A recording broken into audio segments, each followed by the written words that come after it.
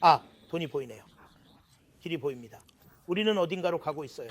이게 진짜일까요? 알아봅시다. 당신은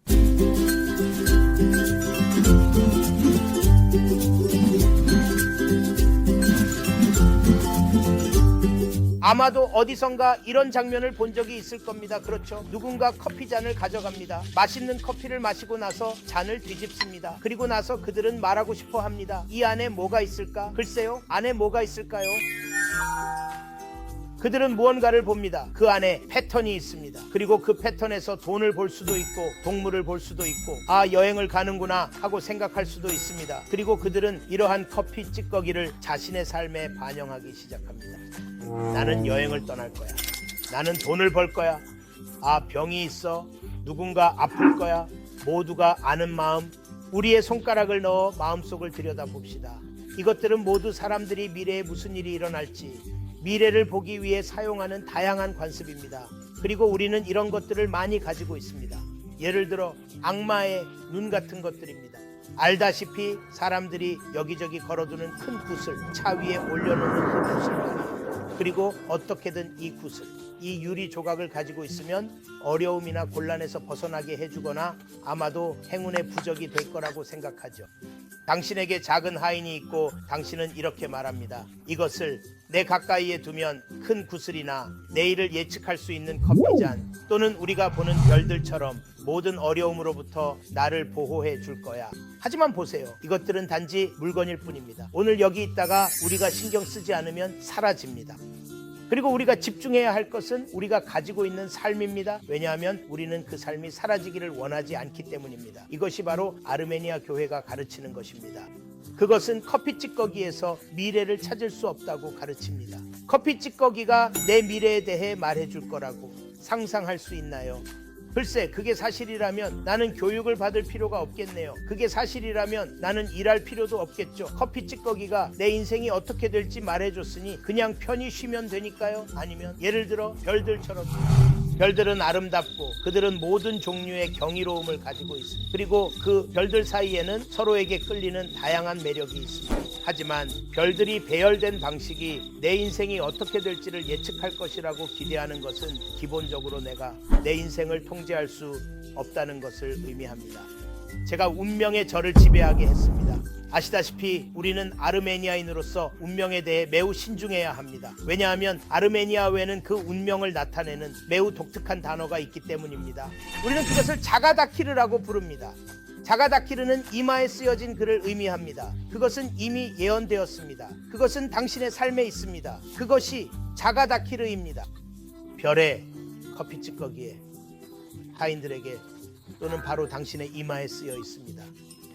보세요. 우리 주 예수 그리스도께서는 우리에게 완전히 다른 것을 가르치십니다. 그분은 당신이 누구인지, 당신의 구성 요소가 무엇인지가 아니라 당신의 성격이 무엇인지, 당신의 삶에서 무엇을 이루어낼 것인지에 관한 것이라고 말씀하십니다. 예수님은 우리를 책임 있는 삶으로 부르십니다. 그는 이 삶에서 자신이 가진 것에 만족할 수 있어야 한다고 말합니다. 그리고 아시다시피 우리는 자주 실수를 합니다. 사실 우리는 여러 번 실수를 합니다. 사실 인간이라는 것은 실수를 한다는 것을 의미합니다. 우리는 완벽하지 않습니다. 주기도문의 그 매우 특별한 문장, 우리가 우리에게 죄 지은 자를 사하여 준 것 같이 우리의 죄를 사하여 주시옵고라고 말합니다. 그것이 무엇을 의미합니까? 그것은 우리가 결점이 있다는 것을 의미합니다. 우리의 삶에는 어려움이 있다는 것을 의미합니다. 하지만 우리는 앞으로 나아갈 수 있도록 하나님의 용서를 구합니다. 그러나 그것은 우리가 다른 사람들을 용서하는 것에 기반합니다. 그래서 다른 사람들을 용서할 때 그것은 무엇일까요? 그것은 행동입니다. 그것은 운명이 아닙니다. 별이 그렇게 되어 있거나 커피 찌꺼기나 차 잎이 그렇게 되어 있어서 나쁜 일이 일어났다는 말이 아닙니다. 이것들은 모두 미신입니다. 그리스도 중심의 삶은 책임감 있는 삶이며 과거를 돌아볼 수 없다는 것을 이해해야 합니다. 과거는 바꿀 수 없습니다. 과거에 대해 할 수 있는 일은 없습니다. 하지만 오늘을 통제하고 하나님의 도움으로 나는 준비가 되었다고 말할 수 있습니다. 저는 이전과는 다른 길을 거둘 준비가 되었습니다.